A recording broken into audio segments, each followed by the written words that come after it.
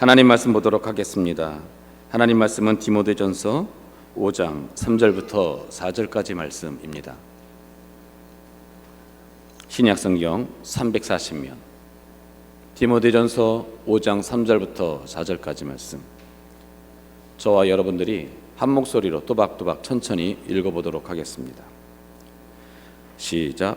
참 과부인 과부를 존대하라. 만일 어떤 과부에게 자녀나 손자들이 있거든 그들로 먼저 자기 집에서 효를 행하여 부모에게 보답하기를 배우게 하라. 이것이 하나님 앞에 받으실 만한 것이니라. 아멘. 이 시간 담임 목사님께서 나오셔서 효를 가르치라 라는 제목으로 말씀 선포하실 때 많은 은혜 받으시기 바랍니다. 할렐루야. 아멘. 먼저 광고 하나 합니다. 내일 6월달입니다. 벌써 한 해 절반이 다 끝나가죠. 내일 우리 첫날 우리 축복 새벽 예배가 있습니다. 여러분, 그동안 우리 몇 달 동안 새벽 예배를 제대로 드리지 못하다가 이제 드디어 새벽 예배가 시작되고 첫날 예배를 드리게 되는데, 여러분 꼭 나오셔서 한 달의 시작을 꼭 예배로 또 기도로 말씀으로 시작하게 되시기를 축원합니다. 특별히 6월달은 저희들에게 의미가 큰 것 같아요. 그동안 코로나 때문에 예배드리지 못하다가 또 우리의 해이해져 있는 마음들 다시 한번 잡을 수 있는 그런 시간이라고 생각이 됩니다. 그러므로 여러분들께서 특별히 온라인으로 시청하고 계시는 우리 분들도 내일부터는 우리의 마음이 코로나 상황 가운데, 물론 아직 코로나가 있긴 하지만 그러나 우리가 코로나보다 하나님을 향하는 마음들이 먼저 되어지는, 와서 열심히 우리가 준비하고 또 잘 마스크 끼고 예배드리면 또 교회에서 방역 열심히 하고 있습니다. 그러니까 여러분, 두려워하는 마음보다 하나님을 예배하는 마음이 우선되어지는 그런 회복이 있기를 주님의 이름으로 축원합니다. 그리고 오늘 너무 찬양 잘하시죠? 한진 집사님 또 이렇게 찬양하는 모습을 오랜만에 보니까 너무 좋은 것 같아요. 아쉬운 건 3부 때는 좀 서로 더 봤으면 좋겠어. 오랜만에 무대에 나오니까 너무 긴장을 했는지 집사님이 앞만 보고 찬양하는데 서로 얼굴도 바라보면서 너무 둘이 보면요 꼭 신혼 같아요, 아직도. 그래서 둘이 보면 늘 뭐 예배 때뿐만 아니라 밖에서 보면 너무 참 아름다운 모습을 가지고 있는 부부인데, 또 이 가정을 위해서 계속해서 기도해 주십시오. 아이를 위해서 열심히 노력하고 있거든요. 기도해 주시기 바랍니다. 제가 미국에서 사역할 때 일주일에 한 번씩 그 널싱홈을 방문했었습니다. 이 널싱홈이라는 곳은 우리나라로 치면 요양병원 같은 곳이죠. 제가 섬기는 교회의 권사님들이나 또 집사님들, 성도님들이 이제 널싱홈에 가 계셔서 방문을 하게 되지만, 방문할 때에 우리 성도님만 만나고 오는 것이 아니라 주위에 함께 계시는 우리 어르신들과 함께 또 자연스럽게 대화를 나누게 됩니다. 근데 그분들과 대화를 나누다 보면 어르신들의 공통점이 있어요.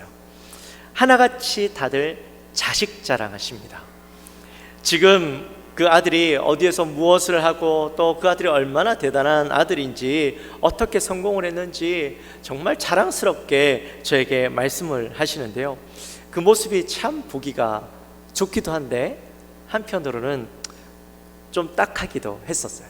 왜냐하면 이제 자주 가니까 간호사나 스태프분들과 또 대화 나눌 일들이 있어요. 그러면 스태프분들이 와서 이런저런 얘기를 하시는데, 어르신들은 가족들이 보고 싶어서 늘 그리워하는데, 이 가족분들이, 자녀분들이 멀리 있거나 또 바빠서 자주 찾아오지 못한다라는 거예요. 한 달에 한 번 정도 볼까 말까한 그런 상황이라는 것이죠. 그래서 늘 어르신들은 가족을 그리워하고 사람을 그리워하고, 그래서 교회에서 제가 가면 그 그리운 마음에 저에게 이런저런 대화도 하시고, 잘 알지도 못하는데 처음 봤는데도 불구하고 늘 본 사람처럼 저에게 다가오셔서 말씀하시고 대화하시는 것을 보게 됩니다. 그래서요, 제가 널싱홈에 신방 갈 때마다, 어르신들을 신방 갈 때마다 그분들과 함께 대화 나누고 최대한 많이 들어드리고 또 따뜻하게 안아드리고 그분들을 위해서 기도해드리고 오곤 했습니다. 저희 교회도요, 많은 부모님들이 요양원에 계시는 걸로 알고 있어요. 우리 교회 성도님들도 계신 분들이 있고, 우리 장로님들 중에서도 이제 부모님이 요양원에 계셔서 그 주말만 되면 그 부모님에게 가셔서 함께 대화하고 이야기를 들어드리고 오시는 경우들을 제가 종종 보게 됩니다. 근데 사실 오늘날 부모님들에게 효도하는 것이 참 힘든 시대가 된 것 같아요. 효도는 자식의 당연한 의무다라고 우리는 생각을 합니다. 아마 거기에 대해서 동의하지 않으시는 분들은 거의 없으실 거예요. 그러나 막상 내가 효도를 해야 될 때, 효를 행해야 될 때가 되면 우리에게는 깊은 고민이 생긴다라는 겁니다. 머릿속으로는 아는데, 마음으로는 아는데 그것을 행하려니 두려움이 생기고 또 불편한 마음들이 생긴다라는 거죠. 나이 든 부모를 사랑할 수 있습니까? 라는 책이 있어요. 나이 든 부모를 사랑할 수 있습니까? 기시미치로라는 분이 쓴 책인데요, 사실 저는 이 책의 제목을 처음에 접했을 때는 잘 이해가 되지 않았습니다. 아니, 부모를 사랑하는 것은 당연한 것이 아닐까? 라는 생각이 들었기 때문이죠. 나이가 들었다고 부모를 사랑하지 못한다? 이건 잘 이해가 되지 않았습니다. 그런데 제가 이 책을 살펴보면서 읽어보면서 이 말을 이해하게 되었어요. 단순히 나이가 든 부모를 사랑할 수 있겠느냐 하는 것이 질문의 요지가 아니었어요. 글을 읽어보면 그냥 나이 든 부모가 아니라 나이가 들고 병들어도 그 부모를 사랑할 수 있겠느냐라는 질문이었다는 거죠. 부모님은 우리의 머릿속에 젊고 건강하고 능력 있고 늘 나를 보호하고 나를 도와주셔야 하는 분으로 우리는 생각을 하고 살아왔습니다. 내가 나이가 들어가면서 결혼하고 자녀가 생기면서 내가 책임지고 내가 도와주고 나의 관심은 나의 자녀들이었지 부모는 아니었거든요. 그래서 나의 모든 관심과 나의 수고를 자녀들에게 행하고 있었는데 어느 순간 부모님을 딱 보니까 내 옆에는 늙고 병들어 있는, 노약해지고 병약해진 부모님이 내 옆에 와 있다라는 거죠. 한 번도 본 적 없는 그런 병약한 부모님의 모습을 바라보면서 늘 나를 도와주시고 나를 보살펴 주셔야만 될 것 같은 그 부모님이 이제는 나의 보살핌을 필요로 하고 나의 도움의 손길을 필요로 하는 존재가 된 것을 보게 되는 겁니다. 그러면서 내가 그 부모님을 매일같이 병원에 모시고 가야 하고 나의 손길을 통해서 그 어르신들을, 우리 부모님을 도와드려야만 하고 또 나의 삶의 많은 부분들을 희생해야만 하는 부모님이 계시다면 나는 그 부모님을 정말 사랑할 수 있을까라고 질문하고 있는 거예요. 실제로 이 작가는 20대 때의 어머니를 뇌경색으로 떠나보냈고 50대가 되어서는 치매에 걸린 아버지를 오랫동안 간병해야만 했다고 합니다. 부모님을 간병하는 것이 너무나도 당연한 의무라고 생각했지만 현실적으로 다가오는 여러 가지 어려움들, 문제점들을 앞에서 아버지를 사랑하는 것이 참 쉽지 않았다라고 합니다. 그런데 그런 이 작가가 내적 갈등으로 오랫동안 힘들어하고 아파하는 시간을 보내고 있었는데 그러던 중에 어떠한 사건이 있었답니다. 이 작가가 심근경색으로 쓰러지게 되었는데 근데 그 일로 인해서 아버지에게 변화가 일어난 거예요. 아버지가 더 건강해지신 거예요. 이 글에 보니까 10년 정도 더 젊어지셨다라고 그렇게 이야기를 하더라고요. 그래서 그 이유를 봤더니 자식이 병들었으니까 나라도 정신을 차려야 되겠다라는 마음이 아버지에게 들었답니다. 그래서 더 일을 하게 되고 그러다 보니까 아버지에게 변화가 일어난 거예요. 아버지가 젊어지시고 달라지셨다라는 겁니다. 그 부분의 소제목이 참 재밌었어요. 가장 큰 효도는 불효하는 것. 불효하려고 했던 건 아니죠. 내가 육신이 연약해서 쓰러지게 되었는데 그 사건이 아버지에게는 아버지를 젊게 만드는, 아버지를 효도하게 되는 사건이 되었다, 계기가 되었다, 건강을 찾게 하는 그런 효도가 되었다라는 겁니다. 어찌되었든 이 책에서 내린 결론은 이거였어요. 부모와 자식이 서로 존경하는 마음이 있어야 한다는 겁니다. 일방적으로 누구 하나만 존경해서도 안 되고 누군가에게 존경하라고 강요해서도 안 된다라는 거죠. 서로의 모습 속에서 존경하는 모습을 발견할 때에 진짜 사랑할 수 있다라는 겁니다. 나이 든 부모를 대하면서 그분이 존재하는 것만으로도 의미가 있고 나에게 고마운 존재라는 것을 인정하라라고 그렇게 이야기하고, 또 자식과의 부모의 관계가 아니라 인간과 인간으로서의 관계로 서라고 이야기합니다.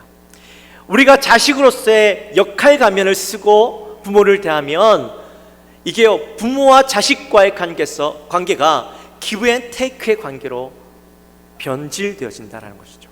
늘 부모님은 나에게 주셔야 하는 관계, 그런데 이제는 내가 줘야만 하니 그 관계를 받아들이기 힘들게 되지만 부모님을 나의 소중한 친구로서 대할 때에 함께 하는 것만으로도 나에게는 소중하게 여기게 된다라고 이야기합니다.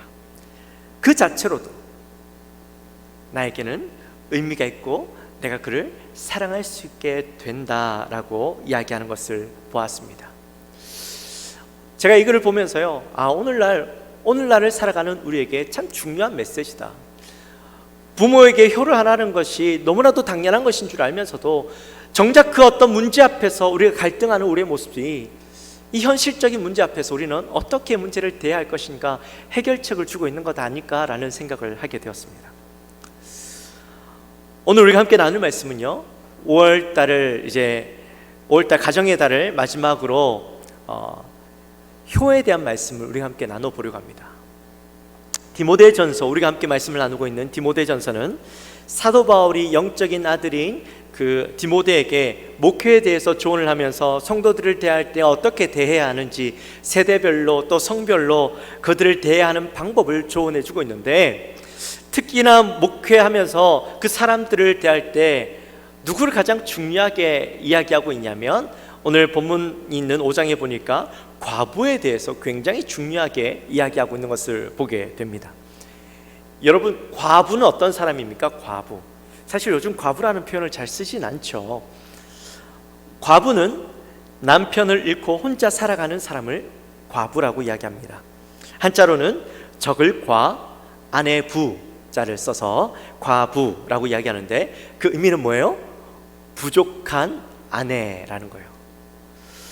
남편이 없기 때문에 늘 부족함 가운데 살아가는 사람, 아내, 여인이라는 것이죠. 원래 남편이 없으면, 남편을 잃게 되어지면, 사별하게 되어지면 유대법상으로는 남편의 형제들이나 아니면 친형제들이, 친가족들이 이 여인을 책임지게 되어 있습니다. 그런데 만약에 이 여인 주변에 자기를 책임져 줄 사람이 아무도 없다면, 또 유산을 물려받지 못하거나 하면 그들의 생계조차 책임질 수 없는 굉장히 불행한 삶들을 살게 되는 것이죠. 당시에 여자들은요, 사람 취급받지 못하고 물건 취급받을 때였습니다. 과부들이 살아가기에는요, 참으로 힘든 시기였죠. 거기에다가 어린 자녀까지 있었다면 자기 혼자 몸을 건사하기도 힘든데, 그 자녀들까지 건사하려면 얼마나 힘든 삶을 살아야만 했겠습니까? 그래서 성경에서도 가장 불쌍한 사람들을 이야기할 때 둘을 이야기하는데, 가장 먼저 고아를 이야기하고 그 다음 과부를 이야기합니다. 사도행전에도 보면 이 초대교회에서, 예루살렘 초대교회에서 복음을 전하는 것만큼이나 중요하게 여겨졌던 것이 바로 과부들을 구제하는 것이었죠. 어쩌면 복음을 전하는 일보다 더 큰 업무가 바로 이 과부들을 구제하는 일이었습니다. 그래서 7명의 집사를 세울 수밖에 없었던 상황까지 이르게 되었죠. 그만큼 가장 가난하고 소외받는 사람들의 대표가 이 과부였습니다. 근데 3절에 보니까요, 과부도 그냥 과부가 아니라 참 과부라고 이야기하는 것을 보게 돼요. 참 과부. 여러분, 참 과부는 뭘까요? 참 과부. 참 과부라는 말은 진짜 과부, 오늘날 젊은 사람들이 이야기할 때는 뭐라고 얘기해요? 찐 과부, 그죠? 찐이라는 표현을 쓰죠. 예, 뭐 그렇게 좋은 표현은 아닌 것 같습니다만, 하여튼 이 참 과부라는 말은요, 정말로 도움이 필요한 사람, 아무도 도움을 줄 수 없는 사람을 이야기하죠. 5절부터 16절까지에 보면 참 과부가 어떤 사람인지 정의를 내려주고 있는데, 이 5절부터 16절까지의 말씀을 좀 요약해 보면 이래요. 나이가 많고 도와줄 수 있는 사람이 아무도 없는, 그 어디에도 소망이 없고 오직 하나님에게만 소망을 두고 살아갈 수밖에 없는 사람, 그 사람이 바로 참 과부다라고 이야기하고 있습니다. 근데 이들을 돕고 섬기는 일이 바로 교회에서 굉장히 중요한 부분을 차지하고 있다라는 것을 오늘 본문 말씀을 통해서 우리가 알 수가 있게 되죠. 근데 사실 그 시대적으로 가장 도움이 필요한 사람, 돕고 섬기는 일이 필요한 사람을 과부라고 표현했지만, 그것이 과부는요, 대표성을 띠고 이야기하는 거예요. 몸이 연약하고 누군가의 도움이 필요한 사람이 있다면 교회는 그들을 도와주어야만 합니다. 그것이 교회의 사명입니다. 그런데 4절 말씀에 보니까 나이가 들어서 연약하게 된 사람을 교회가 도와드리기도 하지만, 그러나 그 전에 자녀들이나 손자들이 있다면 그들로 부모에게 효를 행하도록 가르쳐야 한다라고 말씀하고 있어요. 여러분, 효를 행한다라는 말은 무슨 말일까요? 효를 행한다. 오늘 본문에 보니까 원문에서는요, 이 효를 행한다라는 말을 유세베인이라고 이야기하고 있어요. 이 말의 뜻은 경외하다라는 뜻입니다. 여러분 혹시 기억하십니까? 지난주에 우리가 함께 말씀을 나누었던 말씀, 가장 근본적이고 완전한 복을 누리려면 어떻게 해야 된다라고 얘기했죠? 하나님을 경외해야 된다라고 그렇게 말씀을 나누었죠. 맞아요. 근데 여기에서 하나님을 경외해야 된다고 할 때 경외는 어떤 뜻이라고 했어요? 세 가지 뜻이 있었죠. 하나는 두려움이 있는 것, 두려움이 있고, 그 다음 존경하고, 그 다음 그분을 닮고 싶어하는 마음이 있다 했어요. 그죠? 야, 여러분 대단하시네요. 지난주 설교를 어떻게 기억하고 계시죠? 할렐루야. 근데 여러분, 부모를 경외해야 된다라고 얘기했는데, 여러분 정말 여러분의 부모님을 경외하십니까? 아니, 존경하십니까? 아마 대부분의 분들은요, 부모님을 존경하실 거예요. 어떻게 부모님이 모든 부분에 있어서 완전할 수가 있겠습니까? 완벽할 수가 있겠습니까? 부족한 부분들이 분명히 있죠. 완벽한 줄 알았는데 내가 나이가 들고 나니까, 나이가 조금씩 들어가다 보니까 부모님의 부족한 부분들이 보여지고, 그런 부모님의 부족한 부분들이 내 마음에 들지 않다 보니까요, 청소년 기에는 어떻게 돼요? 그런 부모님에 대해서 반항하기도 하고, 또 이해할 수 없는 마음들을 가지게 되지만, 그러나 다시 나이가 들고 내가 철이 들면서 그런 부모님의 모습들을 이해할 수 있는 마음, 넓은 마음들이 내게 생기죠. 그러면서 그런 부모님을 다시 존경하게 되어집니다. 그런 것이 사실은 일반적인 사람들의 모습이죠. 그런데 제가 이번에 말씀을 준비하면서 놀라운 사실을 하나 알았어요. 많은 자녀들이 부모님에게 상처를 받고 그 상처를 고스란히 가슴에 묻고 살아간다라는 겁니다. 어릴 때 받은 그 상처가 사라지지 않고 그대로 남아있는데, 더 충격적인 것은 그 상처를 자녀들이 장성하여서 나중에 그 받은 상처를 부모님에게 다시 돌려주려고 하는 심리가 그들에게 있다라는 거예요. 충격적이지 않으세요? 어릴 때 부모로부터 사랑을 제대로 받지 못했거나, 아니면은 부모의 강압적이고 폭력적인 어떤 교육 방식을 경험하며 자랐던 자녀들은요, 그 상처를 끝까지 품고 가고 그 미움의 마음을 계속해서 가지고 간다는 거죠.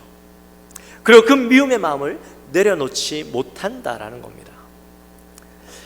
근데 나이가 들고 나니까 연약해진 부모님을 바라보면서 그 부모님에 대해서 연민의 마음이 생기긴 하는데, 그 연민의 마음이 생기면서 내 미움의 마음이 사라지는 것이 아니라 부모의 그 미움의 마음과 연민의 마음이 내 마음속에서 갈등한다라는 거예요. 갈등하면서 자녀들이 괴로워한대요.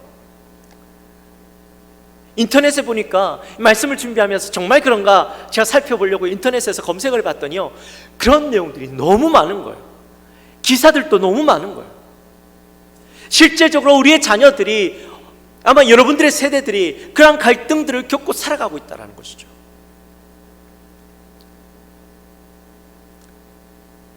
그런데 더 큰 문제는 뭔지 아십니까? 그렇게 부모님의 모습을 미워하고 증오하던 자신들에게 부모님의 그 모습들이 그대로 나타난다는 거예요. 자기도 모르는 사이에 자기의 자녀들에게 똑같은 행동을 하고 있는데, 그것 때문에 더 괴로워하고 부모님에 대해서 미워하고 증오하는 마음들이 더 생겨난다는 거예요. 여러분, 그런 상황에 있는 자녀들이 부모님을 존경할 수 있을까요?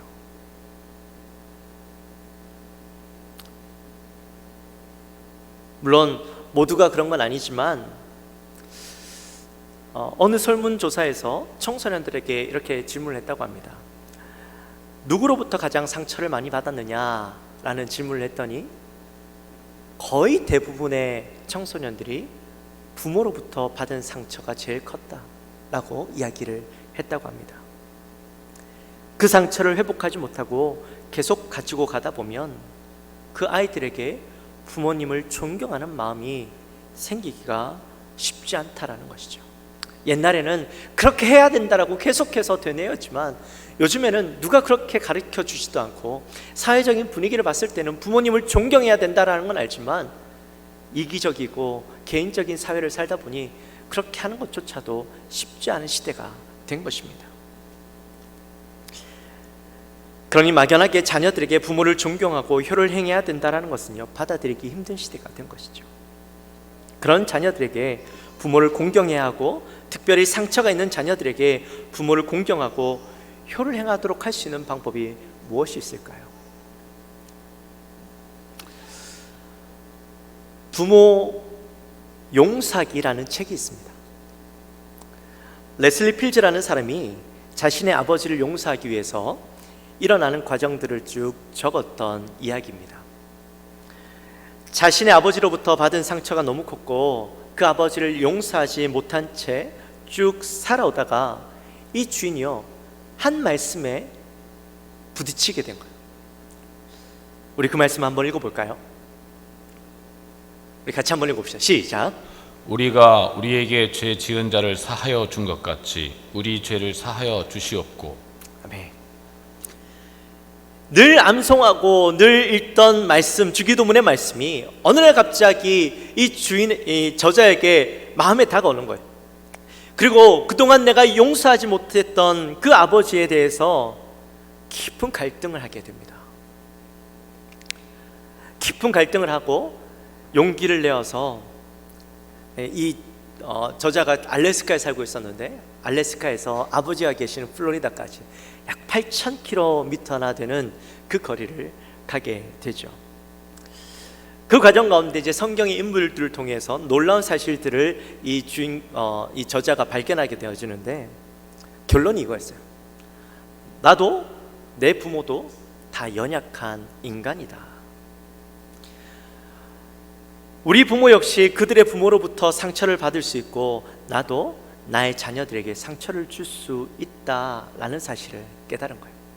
이때까지는 내가 부모로부터 받은 상처만 안고 있었는데, 말씀을 통해서 말씀 속에, 성경 속의 인물들이 겪는 여러 가지 상황들을 바라보면서요, 이 사실을 깨달았는 거예요. 아, 나도 내 부모도 연약한 인간이고 그들도 그들의 부모에게 상처를 받을 수 있고, 나도 내 자녀들에게 상처를 줄 수 있다는 것을 깨닫고 나니까요, 그의 시야가 열리기 시작하는 거예요. 그러면서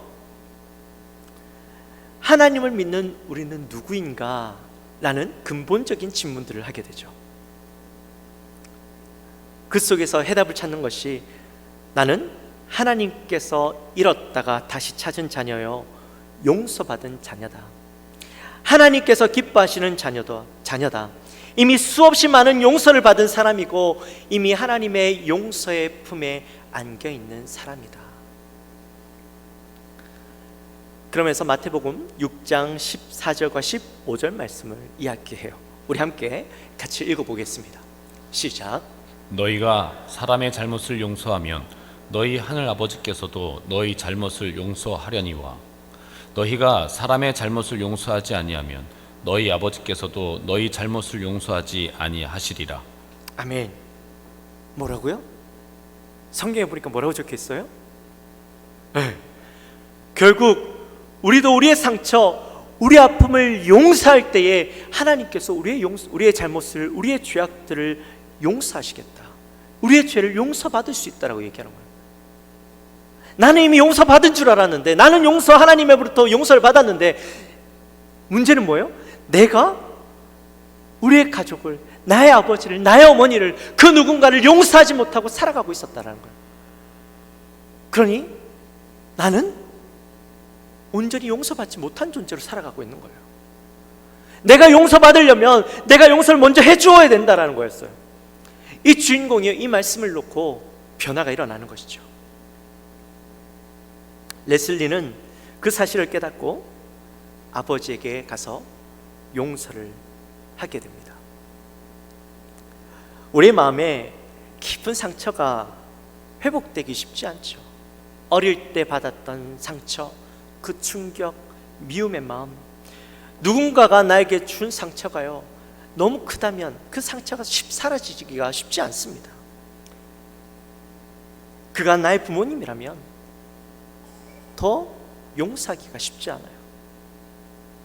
그러나 나를 바라보면 나의 죄를 용서하시고, 나의 죄를 보고 나를 용서하신 하나님을 바라보면 나의 죄가 용서받기 위해서 나도 용서해야만 한다라는 사실을 깨닫는 것이죠. 그래서 이 레슬리는 용기를 내어서 아버지를 용서하게 되었던 것입니다. 그를 용서할 수 있는 용기가 그에게 생겼던 거죠. 그리고 레슬리는 이렇게 고백합니다. 부모를 공경하는 것은 하나님을 높이는 것이다. 부모가 우리를 얼마나 잘 양육했느냐가 아니라 그들이 갖는 부모라는 신분 그 자체로 그들을 공경할 의무를 지닌다. 자격 있는 부모가 따로 있는 것은 아니다. 그리고 마지막으로 저자는 우리에게 이렇게 요청하고 있어요. 아직 부모가 살아있다면 지금 사랑할 시간이요, 진실을 말하고 용서와 화해를 청할 시간이다. 지금 이 시간이 아니면, 또 지금 이 시간이 지나고 나면 평생 그를 용서할 수 있는 기회가 사라질 수도 있다는 것이죠.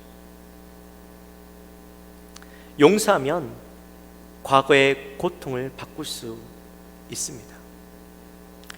다른 사람을요, 축복할 수 없었던 그 사람을 축복할 수 있게 됩니다. 용서가 우리를 사랑으로 이끌고 나를 변화시키게 됩니다. 나의 용서가 나를 바꾸고 세상을 바꾸게 됩니다. 사랑하는 영광 가족 여러분, 혹시 여러분의 인생에 부모님을 용서하지 못하고 사랑하지 못하고 또 가슴앓이하며 여전히 고통스러운 삶을 살아가고 있으신 분이 있다면, 여러분 오늘 이 말씀을 통하여서 용기를 내시기를 주님의 이름으로 축원합니다. 용서할 때에 여러분의 과거가 바뀔 수 있어요. 이제 남들을 축복하고 하나님의 사랑을 용서함으로 하나님의 사랑을 경험할 수 있는 기회가 우리에게 주어지는 것입니다. 여러분, 병들어서 나약해진 부모님을 용서하고 사랑하시고 그분들을 존경할 수 있게 되어지기를 주님의 이름으로 축원합니다. 또한 우리는요, 부모님을 사랑하고 섬기는 것을 보여주어야 합니다. 4절에 보면 보답하다라는 말이 나오죠. 이 말을 원문으로 보니까 되돌려주다라는 말입니다. 우리의 속담 중에 효자집에 뭐가 난다? 효자 난다라는 말이 있죠. 아버지의 모습, 어머니의 모습을 보고 그 자녀들도 그대로 배워서 행한다라는 겁니다.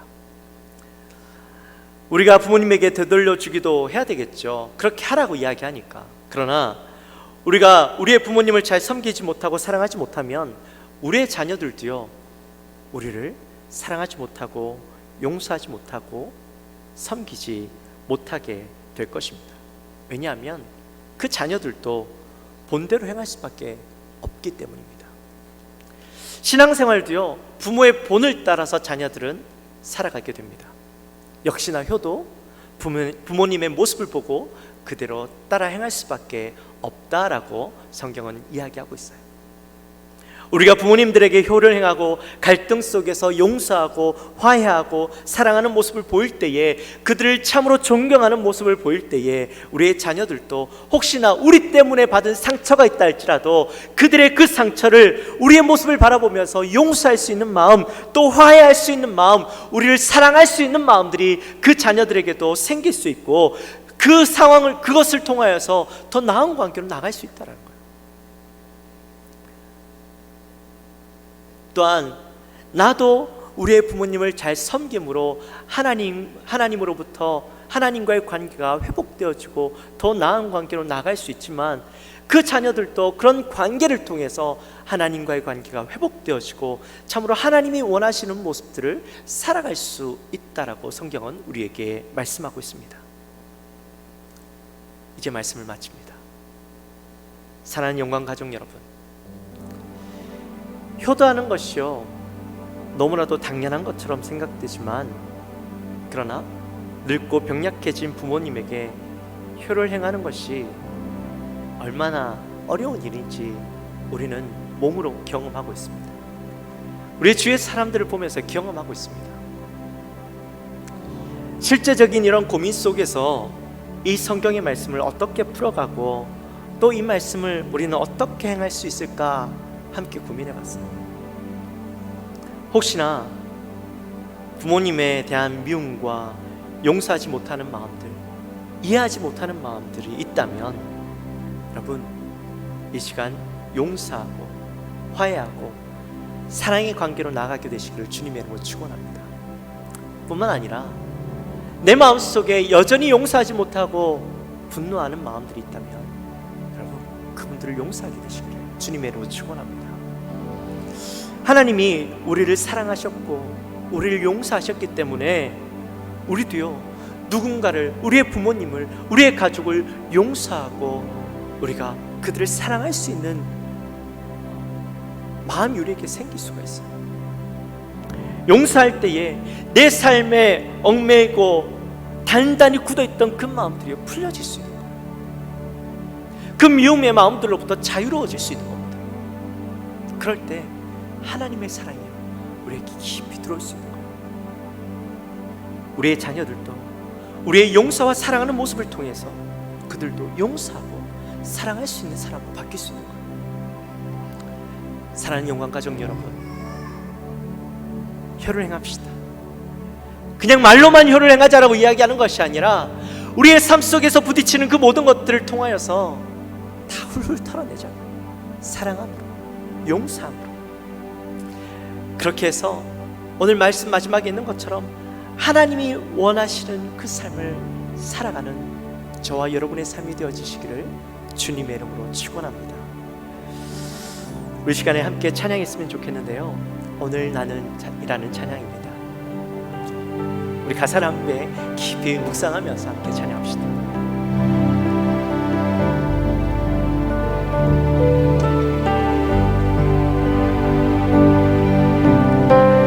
내가 먼저 손 내밀지 못하고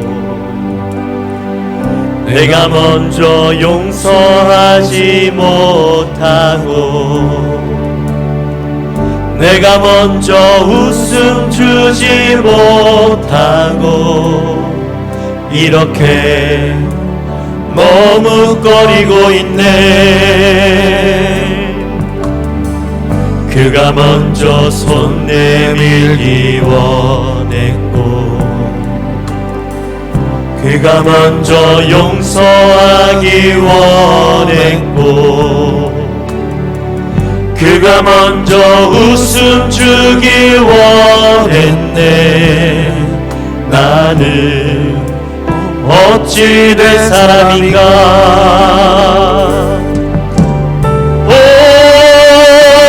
간교한 나의 입술이여, 오 더러운 나의 마음이여, 왜 나의 입을 사랑을 말하면서, 왜 나의 맘은 화해를 말하면서, 왜 내가 먼저 져줄 수 없는가, 왜 내가 먼저 손해볼 수 없는가.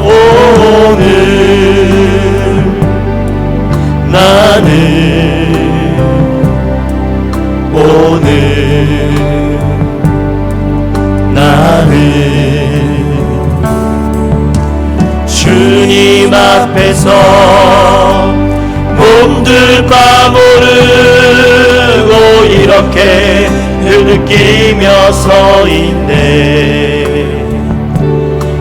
어찌할 수 없는 이 맘을 주님께 맡길 채로 내가 먼저 섬겨주지 못하고, 내가 먼저 섬겨주지 못하고, 내가 먼저 이해하지 못하고,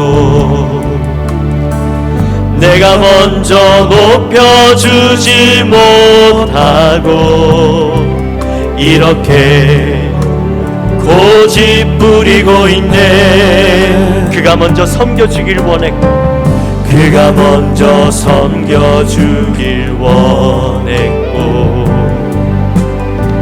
그가 먼저 이해하길 원했고, 그가 먼저 높여주길 원했네. 나는 어찌 된 사람인가. 오 추악한 나의 욕심이여, 오 서글픈 나의 자존심이여, 왜 나의 입을 사랑을 말하면서, 왜 나의 맘을 화해를 말하면서, 왜 내가 먼저 져줄 수 없는가, 왜 내가 먼저 손해볼 수 없는가.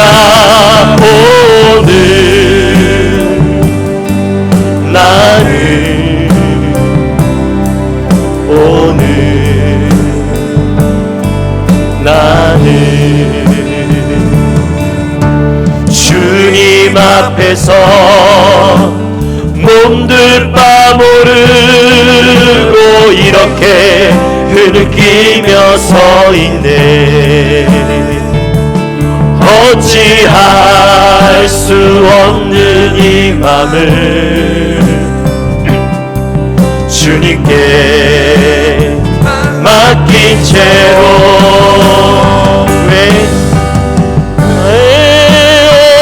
간교한 나의 입술이여, 더러운 나의 마음이여, 왜 나의 입은 사랑을 말하면서, 왜 나의 마음은 화해를 말하면서, 왜 내가 먼저 져줄 수 없는가, 왜 내가 먼저 손해볼 수 없는가.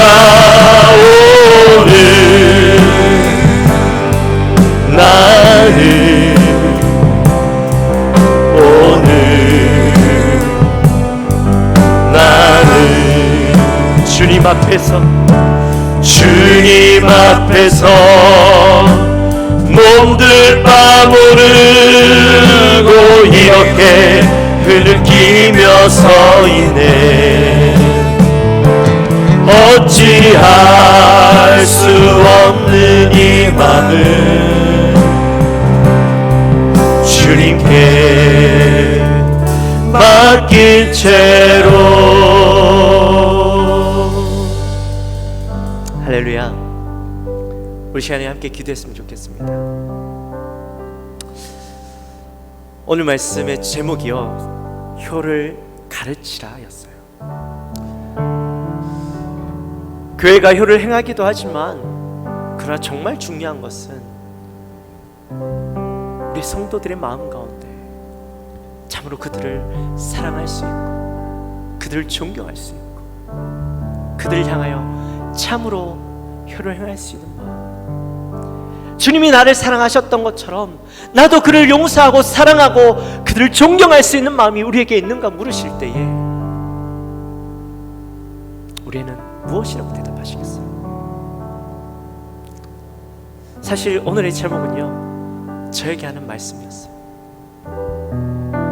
아들인 저에게, 목회자인 저에게 하시는 말씀이었어요. 이 말씀이 저뿐만 아니라 여러분들에게도 하는 말씀이 되었으면 좋겠습니다. 그러므로 여러분들의 마음속에 있는 그 마음들을 참으로 용서함으로 사랑함으로 풀어낼 수 있게 되기 바랍니다. 우리 시간 함께 기도합시다. 하나님, 참으로 나의 마음 가운데 그 마음을 주십시오. 그 마음을 주십시오. 우리 함께 기도합시다. 하나님, 이 시간 주님 앞에 간절히 기도합니다. 우리의 마음속에 용서하지 못하고 사랑하지 못하고 여전히 내 마음 가운데 하나님, 그가 먼저 나에게 용서를 구하고 그가 나에게 먼저 그들의 마음을 내어주기를 원했는데 여전히 그 마음들이 없이 내가 그들로부터 받기 원하는 마음들만 가지고 이때까지 살아왔고 그 아픔들, 그 상처들 하나님 여전히 내 마음에 안고 살아왔던 나의 모습이 있습니다. 하나님, 나도 압니다. 효도해야 하고 하나님 그들 존경해야 하고 사랑해야 함에도 불구하고 하나님 내 마음 가운데는 정말 내가 그렇게 해야 될 때가 왔을 때에 내가 그들을 섬기지 못하고 사랑하지 못하고 용서하지 못하는 마음들이 있었습니다. 하나님, 이 시간 우리 그 마음들을 주님 앞에 내어놓습니다. 하나님, 이 시간 우리가 주님 앞에 그 마음을 내어놓습니다. 하나님, 우리를 용서하여 주시옵소서. 용서할 수 있는 마음을 나에게 주십시오. 주님이 나에게 하셨던 것처럼 나도 그 마음을 가지고 나아갈 수 있도록 도와주옵소서. 나에게 용기를 허락하여 주옵소서. 하나님의 그 사랑을 깨닫고 나도 나아갈 수 있는 마음을 주옵소서. 하나님, 나에게도 그 마음을 주옵소서. 하나님, 감사합니다. 오늘 가정의 달을 마지막 주로 보내면서 우리가 부모님에게 효를 행하는 것을 가르치라 라는 말씀을 가지고 함께 나누었습니다. 하나님, 효를 행해야 된다라는 것은 우리가 너무나도 잘 알고 있었지만 그러나 정작 우리가 그 자리에 섰을 때에 근심하고 고민하고 또한 우리의 받은 상처로 인하여서 여전히 아파하고 있는 우리의 모습을 보게 됩니다. 하나님, 혹시라도 우리 사랑하는 성도님들의 마음 가운데 용서하지 못하고 섬기지 못하고 사랑하지 못하고 갈등하고 있는 자들이 있다면, 또한 이제는 그렇게 할 수 없음에도 불구하고 여전히 내 마음속에 하나님 존경하는 마음이 생기지 않는 자들이 있다면, 하나님, 이 시간 오늘 말씀처럼 우리도 그들을 용서하고 사랑하고 주님이 나를 용서하시고 사랑하셨던 것처럼 주님은 분명하게 내가 용서해야만 나의 죄도 용서받을 수 있다라고 말씀하신 것처럼 하나님, 우리가 용서하고 사랑하고 존경하는 자의 위치로 나갈 수 있도록 도와주옵소서. 우리의 마음을 주님 변화시켜 주옵소서. 감사합니다. 예수님의 이름으로 기도하옵나이다. 아멘.